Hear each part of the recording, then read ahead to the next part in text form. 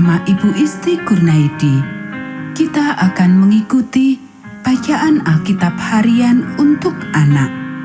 Hari ini, tanggal 19 November, bacaan Alkitab kita, Kisah Para Rasul pasal 11. Mari kita awali dengan doa. Bapa di surga, kami akan belajar firman Tuhan. Tolong kami supaya kami dapat memahami firman Tuhan.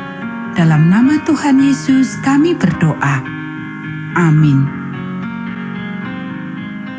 Petrus mempertanggungjawabkan baptisan Kornelius di Yerusalem.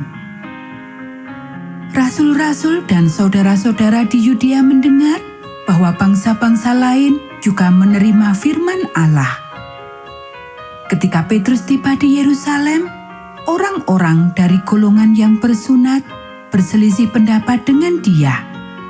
Kata mereka, "Engkau telah masuk ke rumah orang-orang yang tidak bersunat dan makan bersama-sama dengan mereka." Tetapi Petrus menjelaskan segala sesuatu berturut-turut, katanya, "Aku sedang berdoa di kota Yope.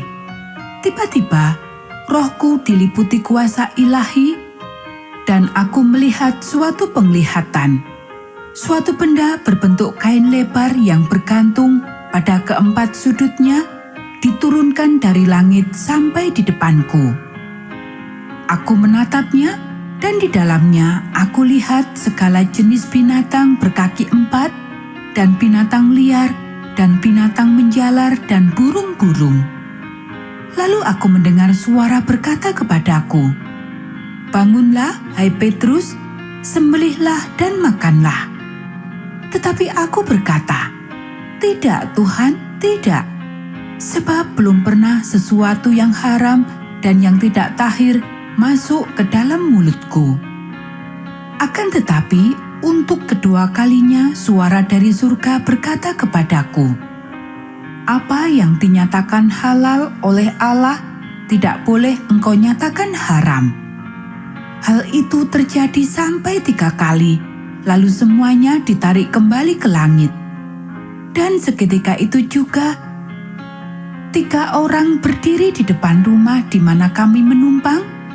Mereka diutus kepadaku dari Kaisarea. Lalu kata Roh kepadaku, 'Pergi bersama mereka dengan tidak bimbang.' Dan 6 saudara ini menyertai aku. Kami masuk ke dalam rumah orang itu, dan ia menceritakan kepada kami bagaimana ia melihat seorang malaikat berdiri di dalam rumahnya dan berkata kepadanya, 'Suruhlah orang ke Yope untuk menjemput Simon yang disebut Petrus. Ia akan menyampaikan suatu berita kepada kamu yang akan mendatangkan keselamatan bagimu dan bagi seluruh isi rumahmu.' Dan ketika aku mulai berbicara, turunlah Roh Kudus ke atas mereka, sama seperti dahulu ke atas kita. Maka teringatlah aku akan perkataan Tuhan, Yohanes membaptis dengan air, tetapi kamu akan dibaptis dengan Roh Kudus. Jadi, jika Allah memberikan karunia-Nya kepada mereka sama seperti kepada kita pada waktu kita mulai percaya kepada Yesus Kristus, bagaimanakah mungkin aku mencegah dia?" Ketika mereka mendengar hal itu, mereka menjadi tenang, lalu memuliakan Allah. Katanya, "Jadi, kepada bangsa-bangsa lain juga Allah mengaruniakan pertobatan yang memimpin kepada hidup." Barnabas dan Saulus ke Antiokhia. Sementara itu, banyak saudara-saudara telah tersebar karena penganiayaan yang timbul sesudah Stefanus dihukum mati. Mereka tersebar sampai ke Fenisia, Siprus, dan Antiokhia. Namun mereka memberitakan Injil kepada orang Yahudi saja. Akan tetapi di antara mereka ada beberapa orang Siprus dan orang Kirene yang tiba di Antiokhia dan berkata-kata juga kepada orang-orang Yunani dan memberitakan Injil bahwa Yesus adalah Tuhan. Dan tangan Tuhan menyertai mereka dan sejumlah besar orang menjadi percaya dan berbalik kepada Tuhan. Maka sampailah kabar tentang mereka itu kepada jemaat di Yerusalem. Lalu jemaat itu mengutus Barnabas ke Antiokhia.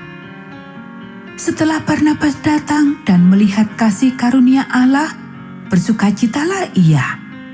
Ia menasihati mereka supaya mereka semua tetap setia kepada Tuhan. Karena Barnabas adalah orang baik, penuh dengan Roh Kudus dan iman, sejumlah orang dibawa kepada Tuhan.